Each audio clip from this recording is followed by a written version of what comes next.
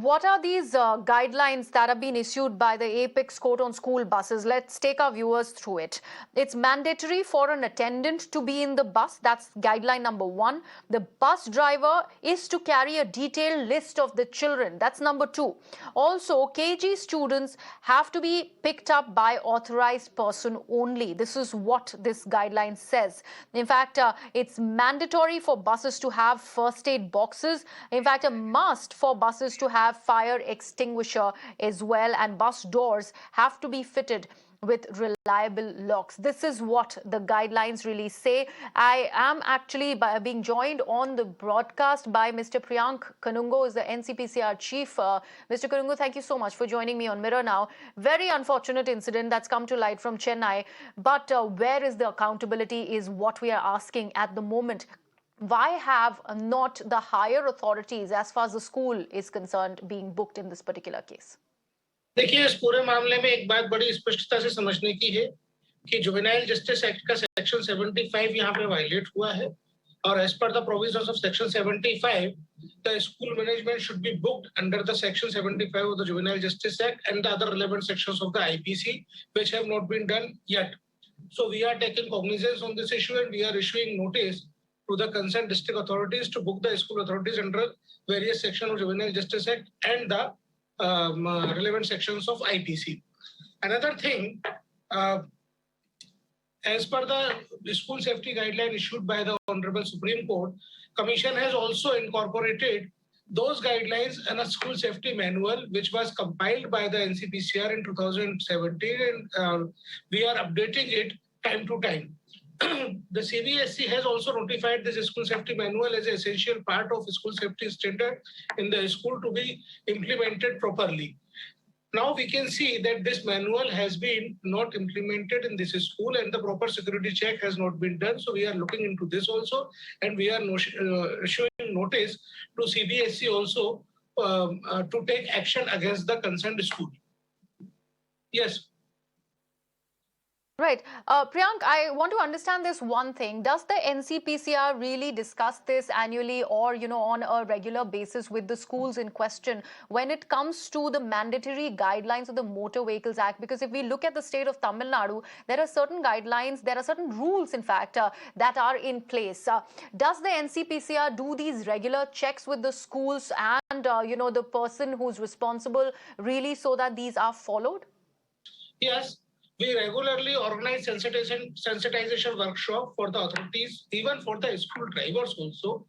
And as per our capacity, we are organizing it at the state level and in some parts of the country at the district level also. We are continuously organizing these workshops. But yes, we are observing that state authorities are not very sincere in sensitizing the drivers and the school staff and the management towards these guidelines.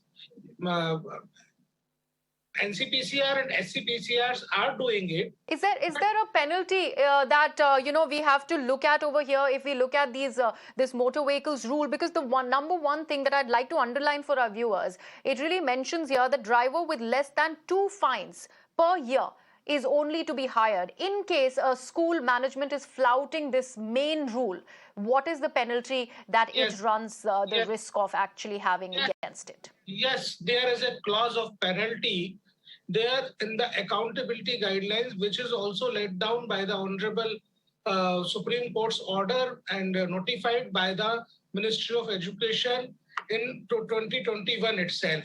And we are considering those guidelines also in imposing penalty by the district authorities on this school. There are penalty clauses, even the new guidelines for fixing up accountability, which were notified by the Ministry of Education, talks about the penalty clauses, barring the school to take new admissions and declaring 0 year of the school, transferring of the children from the school and shutting down the school continuously if the school not following the guidelines for maintaining safety and security in the school. Right. Priyank, have you heard from the school authorities yet after this unfortunate incident? No. We have not contacted by any of them. In fact, we are issuing notice today. Okay.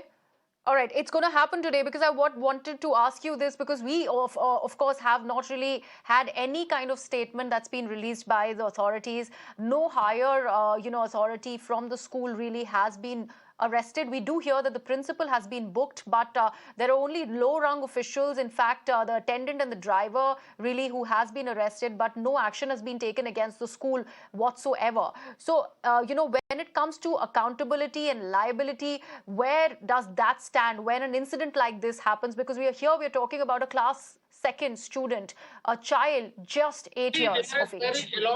There is very elaborated accountability guideline which were notified by the Union of India, Government of India, Ministry of Education. I will share those guidelines with you also. It is necessary to spread the word about those accountability guidelines. We will issue notice today itself, and I will share the copy with you also.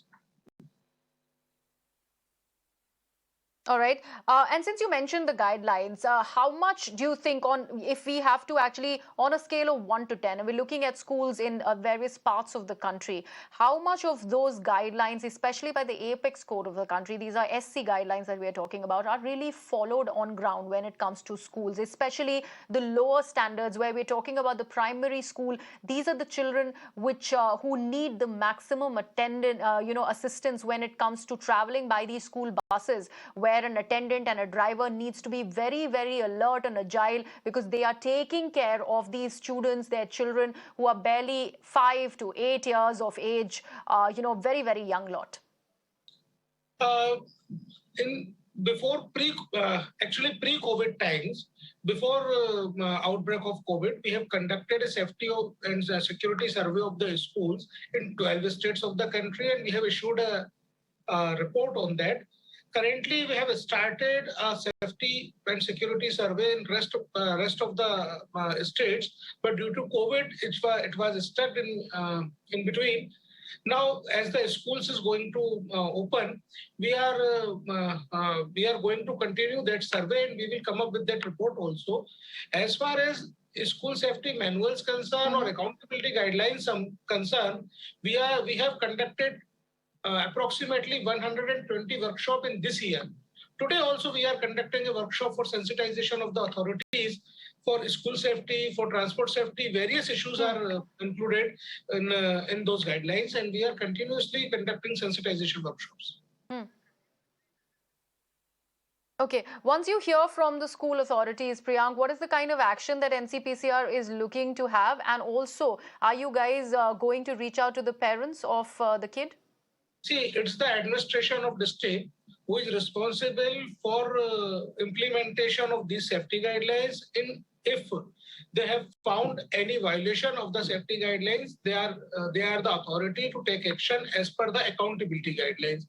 So we will pull up the district authorities to take appropriate action against the school.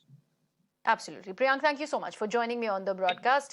Very important discussion there with NCPCR Chief Priyank Kongoo over there.